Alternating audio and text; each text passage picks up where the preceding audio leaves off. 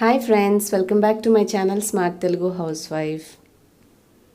Hi friends, good morning. Welcome back to my channel. ఎలా ఉన్నారు మీరందరూ? ఇవాళ ఏం బ్రేక్ఫాస్ట్ చేశారు? నేనైతే చపాతీ చేశాను. చపాతీ నిన్న గోరుచిక్కుడుకాయ కూర ఉంది. కర్రీ ఉంటే మా పిల్లలు ఇష్టంగా తింటారు, సో అది సరిపోయింది నాకు. మీరందరూ ఏం బ్రేక్ఫాస్ట్ చేశారో నాతో తప్పకుండా కామెంట్స్లో షేర్ చేసుకోండి. అలాగే ఇవాళ నేను చేసేటప్పుడు మా అబ్బాయి గోల చేసి నేను చేస్తాను అంటే సరే అని చెప్పి తను వీడియో చపాతీ చేసేటప్పుడు వీడియో షూట్ చేశాను అనమాట. అదే యాడ్ చేశాను. అలాగే లాస్ట్లో మీకు ఒక ఆర్గనైజింగ్ వీడియో నేను చూపిస్తాను, సో మీరు అది కూడా చూడొచ్చు. ఇంకా ఏంటండి సంగతులు? మీరు ఈ వీడియోని కొత్తగా చూసేవారైతే, నా ఛానల్ని ఫస్ట్ టైం చూస్తున్నట్లయితే మీకు స్క్రీన్ మీద రెడ్ కలర్ సబ్స్క్రైబ్ బటన్ ఉంటుంది, అది క్లిక్ చేసి పక్కన ఒక బెల్ వస్తుంది, అది కూడా యాక్టివేట్ చేసుకున్నారంటే క్లిక్ చేసి నేను అప్లోడ్ చేసే అన్ని వీడియో నోటిఫికేషన్స్ మీకు తెలుస్తాయి. మీకు నా వీడియోలు చేసేవి కూడా ఎలా అనిపిస్తున్నాయి తప్పకుండా నాతో కామెంట్స్లో షేర్ చేసుకోండి. అలా మీరు ఒపీనియన్ షేర్ చేసుకుంటే నేను వీడియోస్ ఎలా చేసినా అనేది నాకు అభిప్రాయం తెలుస్తుంది. సో దయచేసి చూసిన వారు తప్పకుండా మీ అభిప్రాయం నా కామెంట్స్లో తెలియచేయండి. నేను మ్యాక్సిమం అందరి వీడియోలకి అందరి కామెంట్స్కి రిప్లై చేయడానికి ట్రై చేస్తాను. మధ్య కొంచెం పని ఇంట్లో ఎక్కువ అవడం వల్ల నేను రిప్లైస్ అనేవి ఫాస్ట్గా ఇంతకు ముందర చేయలేకపోతున్నాను. ఇంతకుముందు నాకు మెయిల్ ఉండేది, ఇప్పుడు మెయిల్ పెట్టుకోలేదండి ఇంకా. సో ఇంటి పని అంతా నేనే చేసుకోవడం వల్ల నాకు వర్క్ త్వరగా అవ్వట్లేదు. ముఖ్యమైన వాటికి మాత్రం తప్పకుండా రిప్లై చేస్తాను. ఇంకేమాత్రం ఆలస్యం చేయకుండా ఇవాళ వీడియో స్టార్ట్ చేసేద్దాం. ఇంకా బ్రేక్ఫాస్ట్ స్టార్ట్ చేసేసానండి.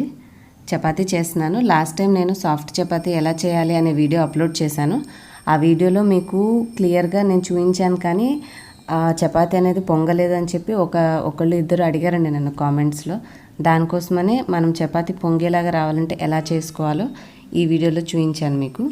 మనం ఒకసారి కొంచెం రౌండ్గా రుద్దుకున్న తర్వాత ఆయిల్ వేసి మళ్ళీ ఫోల్డ్ చేసి చపాతీ చేసుకొని కాల్చుకుంటే చక్కగా పొంగుతుంది.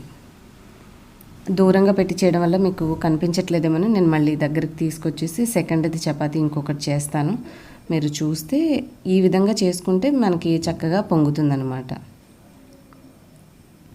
కాకపోతే జాగ్రత్తగా దగ్గరుండి కాల్చుకోవాలండి. కొంచెం చూసుకోకపోయినా మంట ఎక్కువగా ఉన్నప్పుడు మనకి చక్కగా ఏ లేయర్ అయితే పొంగుతుందో అది త్వరగా కాలిపోయి ఎర్రగా అయిపోతుంది. అంటే ఇక ఆ పైకి వచ్చినదంతా కూడా మనకి పెద్దగా తినడానికి అంత రుచి బాగోదు, మాడిపోయిన స్మెల్ వస్తుందన్నమాట. అందుకని నేను ఒక లేయర్ రుద్దేస్తాను. కొంచెం ఫోల్డ్ చేస్తే ఏంటంటే మనకి ఎగ్జాక్ట్గా రౌండ్ షేప్ బాగా పర్ఫెక్ట్ అయిన వాళ్ళకి తప్ప కొంచెం నార్మల్గా చేయడం వచ్చిన వాళ్ళకి అంత నీట్గా షేప్ రాదు. అయినా పర్వాలేదు, మనకి లేయర్స్గా తినాలి అనుకుంటే మీరు ఈ పద్ధతి ట్రై చేసుకోవచ్చు. నేను చపాతీ చేస్తూనే ఉన్నాను, మా అబ్బాయి వెనక నుంచి విసిగిస్తూనే ఉన్నాడు నన్ను.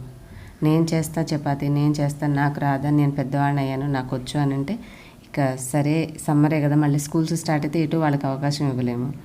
హడావిడిగా మనం చేయడమే సరిపోతుంది. సో అందుకని ఇంకా ఇవాళ మా అబ్బాయికి ఆప్షన్ ఇచ్చాను.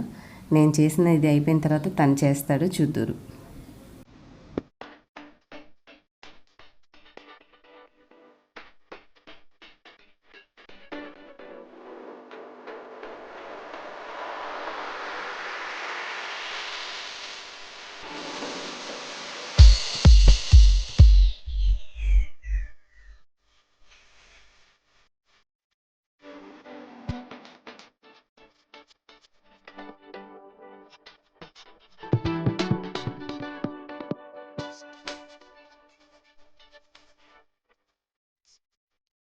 చూడండి, ఇక్కడ చపాతీ చక్కగా మనకి మధ్యలో భాగం అంతా పొంగేసేసి నీట్గా మంచిగా కాలింది. అలా జాగ్రత్తగా దగ్గరుండి కాల్చుకుంటే మనకి ఇంత మంచిగా పొంగి బాగుంటుంది అనమాట. మీరు ఈ పద్ధతి, కాకపోతే త్వరగా కాలిపోతుంది, చాలా కేర్ఫుల్గా తీసుకోవాలి. కొంచెం అది మర్చినా మనము కాలి పొంగిందంతా వేస్ట్ అయిపోతుంది మనకి. ఇక ఇప్పుడు నెక్స్ట్ టర్న్ మా అబ్బాయిది వస్తుందండి. ఇందాక నుంచి రెడీగా ఉన్నాడు, ఎప్పుడు నేను ఛాన్స్ ఇస్తే చేద్దామా అని. ఇక రెడీ అయిపోయాడు, చేస్తున్నాడు, చూడండి.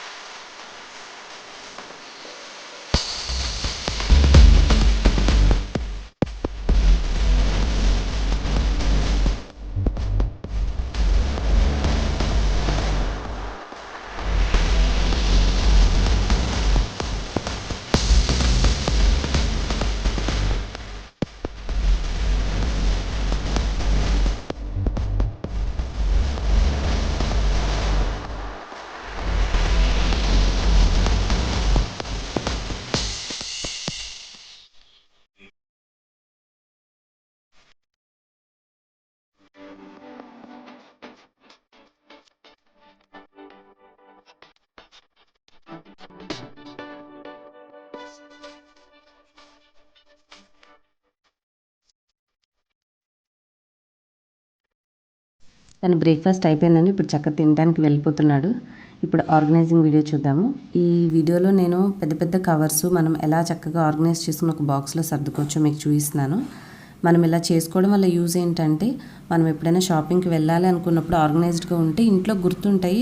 మనము లేదు అంటే ఇట్లా ఫోల్డ్ చేసి మన హ్యాండ్ బ్యాగ్లో ఒక పక్కన వాటిని పోకుండా ఫోల్డింగ్ అనేది ఒక రబ్బర్ బ్యాండ్ వేసేసి ఉంచుకుంటే షాపింగ్కి వెళ్ళినప్పుడు మనం షాపింగ్కి ఎక్స్ట్రా కవర్స్ అనేది మనం బిల్లింగ్లో వేయించుకోకుండా మనం మనీ సేవ్ చేసుకోవచ్చు. అలాగే ప్లాస్టిక్ని ఎక్కువగా యూజ్ చేయకుండా రీయూజ్ చేయకుండా వేస్ట్ చేయకుండా ఉన్న వాటిని రీయూజ్ చేసుకుంటూ మన పర్పస్ అనేది కూడా సరిపోతూ ఉంటుంది.